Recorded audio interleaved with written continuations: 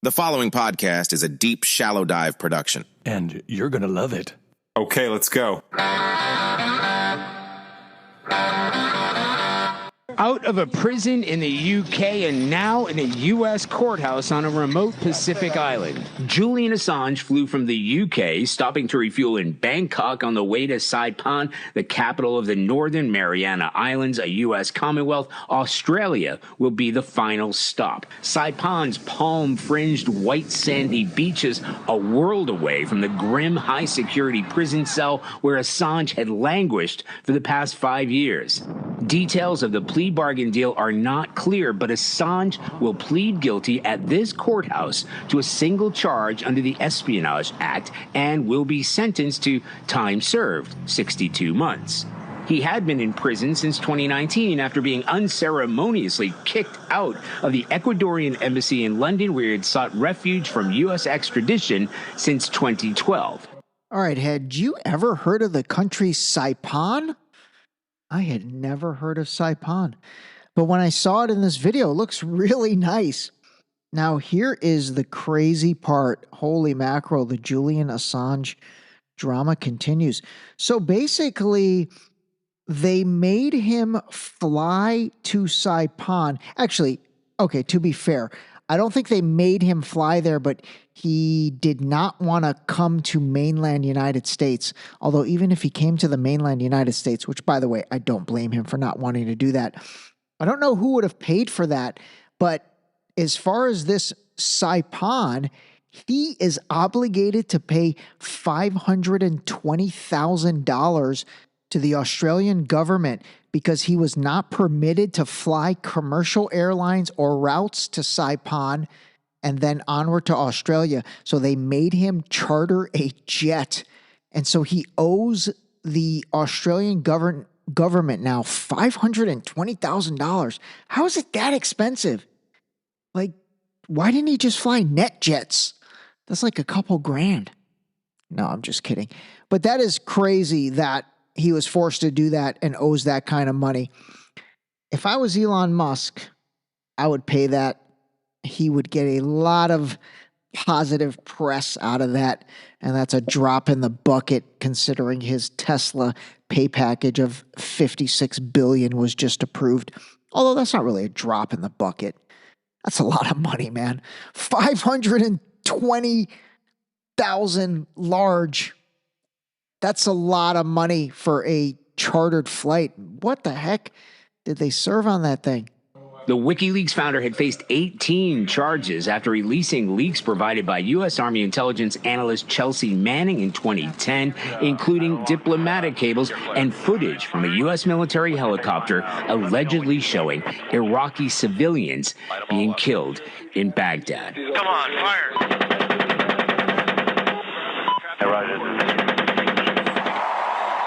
So again, that Iraqi situation, that was the thing that put WikiLeaks on the map. But, gosh, I didn't even really remember this.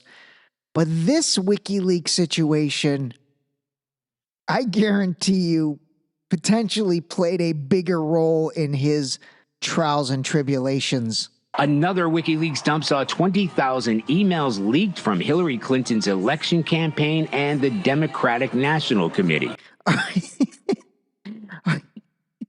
I'm not even going to lie, man. I don't have the balls to talk shit on Hillary Clinton. I just don't. That lady, man, I don't know. You cross her, bad things seem to happen. I'm not saying there's a connection. I am not saying there's a connection. All I'm saying is Ray D's gonna pick his battles. That's not what I'm gonna pick. I'm scared. I'm not even gonna lie. There's a few women in this world I'm genuinely scared of. I'm trying to think. I'm talking like physically scared of them. Oh my God. All right. Let's move on. Anyway, so the Julian Assange stuff, let's see what happens. I did want to make a couple comments on it. Man, I did not realize that he is only 52 years old. And again, I don't blame him, but man, the videos I saw yesterday of him arriving to the courthouse, holy mackerel, does he look terrible? Does he look terrible? I mean, how could you not? How could you not? But he really looks like he's aged, 20 years in the past 5. And that kind of brings me on a health topic, and that is like stress and strain. Now, granted, I have to imagine Julian's situation involved a lot more than just stress and strain. But overall, man, stress really like wears your looks down. I mean, remember Obama when he went into office? Dude looked like in his 40s, and he came out of 8 years of presidency looking like he's in his 70s. Now, again, he still looks good, but he grayed out big time. And so did Julian, based on, again, what I saw yesterday. The other thing is, man, I am so excited to not excited, that's not the right word, but I'm so interested just to see what he's like. And then also, like, what is he going to be able to do? I have to imagine part of this whole plea bargain and everything that happened, I'm sure they're making him gag, like a gag order, NDA. I can't imagine they're like, okay, hey, go back to doing what you were doing. So it'll be interesting to see really, I guess, how public his life is. And then also, is he getting back into, really bringing to light all these things that basically put him in this position and obviously garnered him all the fame and notoriety? I mean, the dude is the GOAT. He is absolutely the GOAT when it comes to journalism, in my opinion, because not only because of what he did with WikiLeaks, but like there's so many interviews where he just really is able to truly articulate so many things that, quite frankly, were and I'm assuming are happening. So anyway, I give him a lot of credit for that, but I'm very curious to see what he emerges as. And then even mentally, like, oh man, that cannot be normal. Like I just have a hard time thinking he comes out of this completely normal and then like sits with Oprah and does an interview. I'm kidding about the Oprah part, but that's like the best way to describe doing an interview is like sitting with Oprah, even though I know she doesn't do that anymore. And by the way, Oprah is like super low profile these days. She's under the gun about a lot of things. I'll have to dive into that and bring that to light a little more. But no, actually, I'm kind of scared of her too. So forget it. All right, forget that. Okay, so anyway, that's a Julian Assange update. I did want to roll into a little more debate talk with that. I mean, again, what I meant yesterday, because I did have a couple of people ask me, I basically meant that as we're getting closer to the election, I think the Biden campaign is going to basically look for wins. It's kind of like what I've talked about many times, and I talk about it in the book, and that is looking for small wins. And so, is freeing Julian Assange, coming to this deal, a small win, something that they can leverage, something that they can talk about that they accomplished during their presidency, since it wasn't accomplished during Trump's 4 years? I think so, but we'll see if that happens. Here's another thing that came out yesterday, which actually, again, falls into this category of going after small wins. Let me read this to you. This is from CNN Politics. It says, Biden expected to pardon veterans convicted under military law banning gay sex, officials say. President Joe Biden is expected to pardon U.S. veterans who were convicted by the military over a 60-year period under a military law that banned gay sex. The pardon proclamation is expected to be announced on Wednesday, and one official said it is set to affect roughly 2,000 people. The granting of pardons won't automatically change convicted veterans' records, but allows those impacted to apply for a certificate of pardon that will help them receive withheld benefits. So this is like, I mean, first of all, this is Really weird. Okay, hold on. It says, separately, the law known as Don't Ask, Don't Tell was repealed by Congress in 2011, but not before thousands of service members had been discharged from the military. Okay, that Don't Ask, Don't Tell sounds familiar.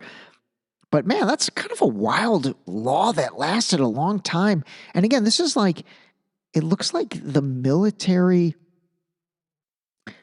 I guess, banned them for gay consensual sex while you're in the military. I mean, I know that's not, I don't know what you think would happen in the military, but I don't know. That's an interesting one. Last thing on this, it says anyone who was convicted of a non-consensual act such as rape will not be pardoned. Okay.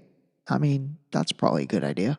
Anyway, let's see what happens with that. Let's see if that is, I guess, utilized as a small win, utilized as, an issue, and I think moving forward over the next month or two, let's see what other things, all of a sudden happen. Obviously, it's been 3.5 or 3.25 years for his presidency, and these things didn't seem to get done during the first 3.5 years, neither the Assange pardon or this, and now it's happening. Let's see if there's a flurry of other things, because if there is, I mean, to me, that shows a little bit of a trend, and it shows a little bit of a potential for, these being done to, I don't know, stack the deck a little bit, get some small wins, win over some votes. I mean, those are all plausible. They're all plausible. Like my guy yesterday said, let's talk about it. Let's talk about it. That dude was hilarious. I have to get his name. I need to start crediting people properly. My bad on that.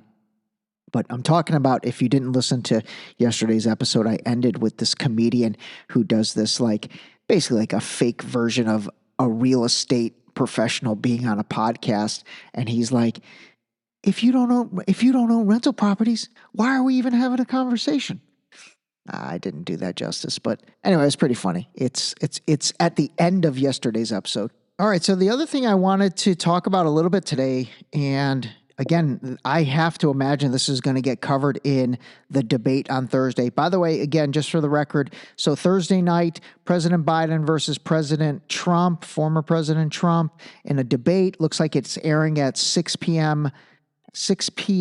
Pacific time, 9 p.m. Eastern time, on CNN and Max, which is the former HBO Max. Now I think it's just called Max, and maybe it's owned by CNN's parent company. Anyway, so their debate is coming tomorrow. I will be releasing, I'm not sure which episode yet, but another guest interview. So that'll be getting released on Thursday. Thursday night's the debate. And then I definitely will try and get behind the mic, hopefully Thursday night, and have analysis on the debate for Friday. But then the other thing that I wanted to start doing a little more of now, especially now that we're out of Deep Shallow Dive Instagram jail, is really sharing the posts that seem to resonate and the posts that seem to get a lot of attention. And I will say, I think I officially went viral on one post, and it's pretty wild. I can't really play it for you because there's just audio. So, and the post is pretty much video, but basically what the post is it's the Mexico-California border. And by the way, there's like an incredibly gorgeous wall built on that border. I mean, it's huge. This thing is has to be 100 feet high, maybe even more, but it looks like it's made of steel and iron, and it's a massive wall. I don't know if you've ever seen the walls. I guess these are the walls that Trump built, but anyway, it's massive. And so there are let's see, it looks like there's 5 men in total, and they're basically scaling the wall with like a rope ladder, and it looks like they're going to use the ladder to then throw over the other end, and then they're all going to climb over the wall.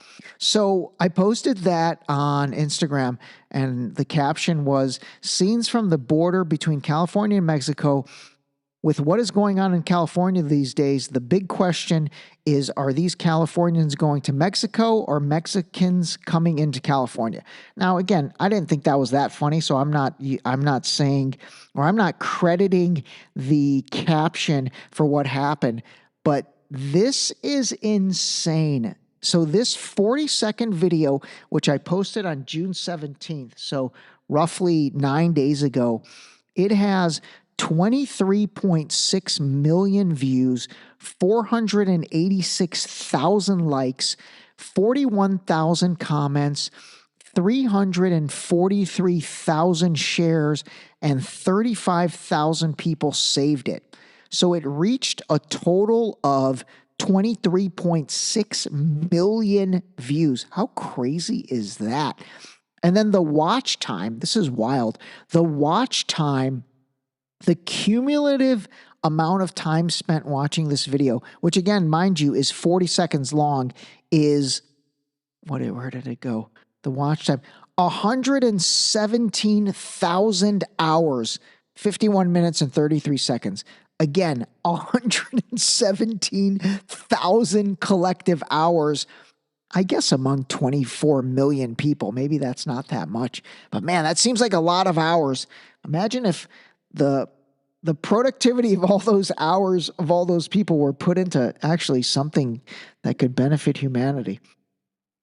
Anyway, that's pretty insane. So that is definitely my first, or that's by far my farthest reaching post that's gone. Now I just have to get those kind of numbers for my own original content. But anyway, so I thought I would start doing that a little bit more, is keeping an eye out for the posts that really seem to resonate. And again, I'm talking, maybe I'll make 100,000 views the criteria. So anything that goes over 100,000 views, I will start to play those a little more on the episodes. Because again, I think more than anything, at least that shows what people are interested in. Like I'm blown away at that post. And ironically, when I was about to post it, I was like, this thing is stupid. I shouldn't even do this. And I was like, screw it. I'll post it. And I posted it. And again, it has been by far, I mean, my next best post is 3 million views. And that's the short little 10-second clip of Netanyahu. So anyway, all right. So that's another thing. The trials in New York, you had Florida, Georgia, and 2 in New York. The 2 trials in New York, New Yorkers said, 66% said the justice system is politicized. And there's nobody in New York who likes Trump. And still 66% said the justice system is politicized. That's why I think he's not paying the same price for these verdicts, because they believe it is political. And you want to talk about a threat to democracy. When you have this country believing you're playing politics with the justice system and you're trying to put people in jail or convict them for political reasons, then we have a real problem. Well, and All right, so that was Andrew Cuomo, not Chris Cuomo, but older brother Andrew Cuomo, the former governor of New York and attorney general of New York, actually. I actually thought this part was in the clip. I'll see if I can find it, but there was another part that he said, which I thought was interesting. Anyway, that was him on Bill Maher talking about Trump's case in New York. I mean, that thing has garnered a lot of attention. Actually, you know what? It garnered more attention for this part. That case, the Attorney General's case in New York, frankly, should have never been brought. And if his name was not Donald Trump, and if he wasn't running for president, I'm the former AG in New York, I'm telling you that case would have never been brought. And that's what is offensive to people. And it should be, because if there's anything left, it's belief in the justice system. Right? So again, that's Andrew Cuomo. I mean, Democrat, obviously, Democratic governor. By the way, the Cuomo brothers, God, I don't know where I net out on those guys. It's like half the stuff that comes out of their mouth I hate, half the stuff I love. It's pretty interesting, actually. Like Andrew during COVID, man, I couldn't stand the guy. I thought he was terrible. I thought he was just such a propaganda mouthpiece, him and Eric Garcetti and Gavin Newsom. But then I don't know. Something happened with I think with both of them. I really do. They got taken off the chessboard. There are some rumors that Cuomo was kind of being groomed to be a presidential candidate on the Democrat side. And I mean, this is the truth. These were the rumors that were going around, but supposedly he did not get along with Hillary. And I don't know, after those rumors came out, the sex allegations against Cuomo came out, and then Chris got in trouble because he protected his brother, which I do applaud him for that. And next thing you know, again, the Cuomo brothers are off the chessboard. They're out of the game. They're out of the mix. I don't know, man. All right. Anyway, I want to end with, man, Bill Maher is kind of a putz. He kind of is a putz. So after Cuomo went through all that, which, again, this is the former Attorney General of New York saying the charges against Trump on the hush money stuff with Stormy Daniels, those charges should have never been brought. That's Cuomo saying it. Dude's a Democrat. And I think he hates Trump. I actually don't think he likes Trump at all. But he's calling a spade with that. And then Bill Maher, dude is the king of deflection. Just heard the one about trying to overthrow the government of the United States. That's the main thing. He tried to overthrow the government of the United States. Anyway, he really is good at deflection. It's funny. I as much as sometimes some of these guys, him and Pierce Morgan especially, really do get under my skin. I actually, I'm kind of catching myself, be like, okay, you know what? Why are you letting them get under your skin? Who cares? Let me learn what they're doing. Not that I want to do those tactics. It's more about just really realizing when those tactics are getting done to you. I'm personally not a fan of having to resort to things like that. But it's funny. I really do learn from Bill Maher the art of deflection. And he absolutely, instead of addressing what Cuomo said and said, okay, you know what? All right, Andrew, damn, dude, you're the former AG of New York. If you're telling me these are trumped up charges, pun intended, okay, you know what? Maybe I'll believe you on that. But he doesn't do that. He doesn't at all. Because again, I do think Trump slept with one of Bill Maher's girlfriends. So instead, he just deflects it and takes it in another direction. Pretty interesting to learn those tactics. What do I want to call them? I'll call them deception tactics, propaganda tactics. I don't know, being a talk show host tactics, all of that, I guess. All right, last thing for today, I'm going to try to leave you with something funny. I think I'm going to start trying to do that. I'll try to end episodes with funny stuff. But here's a video I saw on Instagram where I kind of wish you could see the video. It would do it more justice. But basically, it's from the point of view of a looks like a teenager kid on the younger side, not like 16, 17, maybe like 13, 14, on his dirt bike, and some old guy in the neighborhood, or an older guy, or as I like to call them now, old heads. I've heard that term old head, and they kind of use it a lot with the NBA guys. It's like the old school guys like Barkley and maybe even Shaq and those guys. They kind of say what soft sissies this generation of NBA guys are. And then those younger guys refer to them as old heads. So anyway, this is from the point of view of this kid riding his motorbike or being stopped by this guy in the neighborhood. And I just thought the way this kid handled this guy is hilarious. So give this a listen. Call a spade a spade. Remember, Thursday's episode will be a guest interview. Watch the debate Thursday night. We'll be back on Friday, and we'll unpack that thing. Let's talk about it. Call the cops on you, you understand? What? You ride that motorcycle in that park one more time and I'm calling the police on you. Do you understand me? This is where kids play. This is not a track for motorcycles. Kids are at school. They're not. I just picked mine up. Oh. And this is not a place where you ride goddamn motorcycles. It's a park. You don't got do it again, I'm calling the cops. You understand? All right. Now I'm calling the cops. I'm so scared. How about I just kick your ass? Then you'd get charged with assault of a minor. You ride your motorcycle in this park again and you're going to go to jail. Says who? Me. What if they don't catch me? Get the fuck out of here now.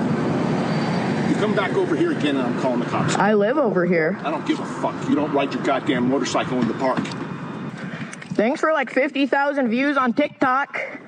Park. I know. So why are you riding your motorcycle on the grass? Because it's fun. Yeah? Well, you're not supposed to. Okay. Do it again and I'm calling the cops. I thought you were calling the cops already. Get out of here, you little shit. No. The ending was terrific. This episode was brought to you by the new book, Deep Shallow Dive Into You, available now on Amazon and Barnes & Noble in hardcover and paperback. Don't forget to sign up for our new mailing list on our website at deepshallowdive.com.